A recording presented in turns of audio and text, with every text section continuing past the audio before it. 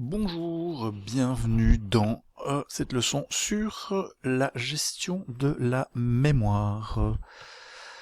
Alors, voici une vue classique de la mémoire, donc qui est classée de haut en bas, de la plus proche du processeur vers la plus éloignée.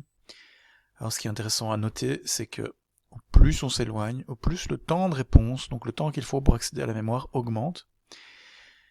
Et en sens inverse, le coût diminue en fait. Donc bon, ici ça date un peu, stockage magnétique, c'est peut-être, enfin si, mémoire centrale. Stockage magnétique, c'est les disques amenant CD, SSD.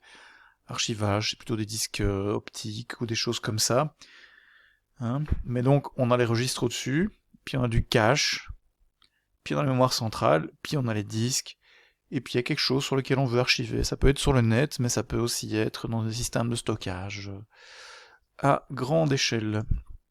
Alors, maintenant, il faut savoir que, au début, les OS ne possédaient pas de gestion de la mémoire. C'est-à-dire que, quand vous lanciez votre programme, eh bien, une adresse qu'il y avait dans le programme correspondait vraiment à l'adresse physique dans la mémoire. Ça peut paraître naturel, mais on va voir que ça va poser plusieurs problèmes. Notamment parce qu'il y a d'autres choses dans la mémoire, ne fût-ce que l'OS. Qu'on ne veut pas que les gens se marchent sur les pieds, mais on veut aussi savoir quelle est la vraie adresse d'un programme. Par exemple, si on prend la figure B ou la figure C, on se rend compte que le programme utilisateur n'est pas au début de la mémoire. Et donc il y a deux problématiques à la gestion de la mémoire quand il y a plusieurs programmes, dont l'OS. La première, c'est la relocation, c'est-à-dire savoir où se trouve la vraie adresse physique d'un byte en mémoire. La deuxième, c'est la protection de mémoire, c'est-à-dire ne pas permettre à un programme d'écraser les informations d'un autre programme. Alors la réallocation ou la relocation, c'est qu'en fait, on ne sait pas où se trouve le début du programme. Donc il peut être chargé un peu n'importe où en mémoire, parce qu'il y a l'OS avant, parce qu'il y a d'autres programmes avant. Et donc, au moment où vous construisez votre programme, où vous compilez votre programme, en fait, on ne sait pas où se trouve le début du programme. Et donc, on ne sait pas vraiment une adresse dans votre programme, quelle va être sa vraie adresse. Alors, il y a deux solutions à ça, ce qu'on appelle la relocation software, c'est-à-dire on va calculer les adresses au moment du chargement, ou la relocation hardware, c'est-à-dire qu'on va laisser le soin au processeur de calculer cette adresse. Alors, un programme, il va être chargé quelque part, pour prendre vraiment c'est quoi le problème. Quand vous avez compilé, tout le monde pense que il commence en 0.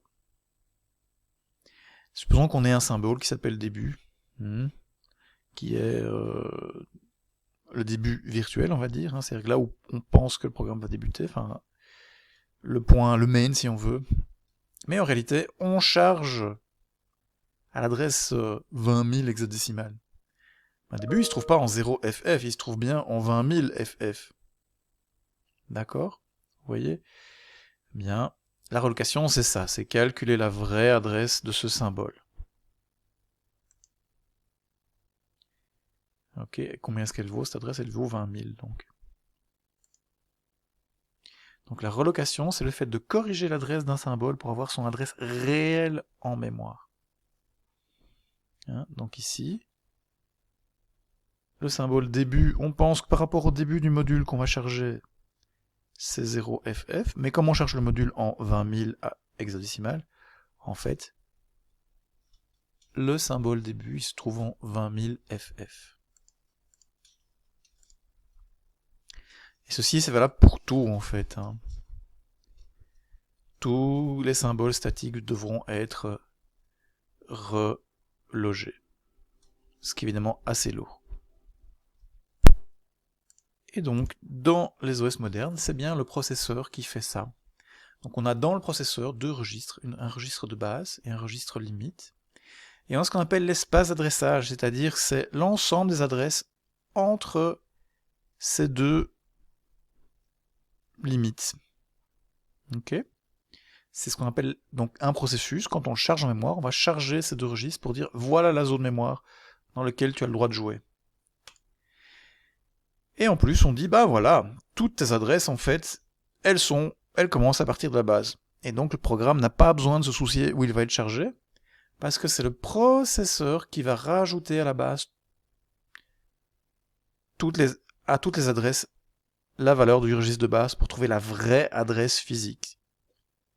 Donc notre exemple, si on avait 20 000, on mettrait 20 000 dans l'adresse de base, et donc on rajoute toujours 20 000 à toutes les adresses. Hein, l'exemple que vous avez déjà fait, en fait, c'est les registres de segments en Intel. Alors, rappelez-vous, quels sont les registres de segments? Donc appuyez sur pause, et demandez-vous quels sont les registres de segments. Donc pause. Voilà, les registres de segments en Intel sont le registre CS, qui est le segment de code. Donc chaque fois qu'on charge une instruction, en fait on rajoute la valeur du segment de code pour connaître la vraie valeur de l'adresse d'instruction. Le DS pour data segment, chaque fois qu'on fait un move, eh bien on va aller corriger l'adresse en rajoutant le data segment. Et dernier registre, SS pour le segment de stack. Donc dès qu'on fait un push ou un pop, en fait on rajoute SS au stack pointer pour savoir où se trouve la vraie adresse du stack. En plus, ce système de espace d'adressage avec base et limite permet évidemment de protéger les autres. Donc dès qu'on va essayer d'accéder à quelque chose qui est en dehors de cet espace d'adressage, donc en dehors de base et limite, eh bien on sort sur erreur. Par segmentation fault, il y a une interruption qui est générée par le processeur. Et donc ça permet de protéger la mémoire.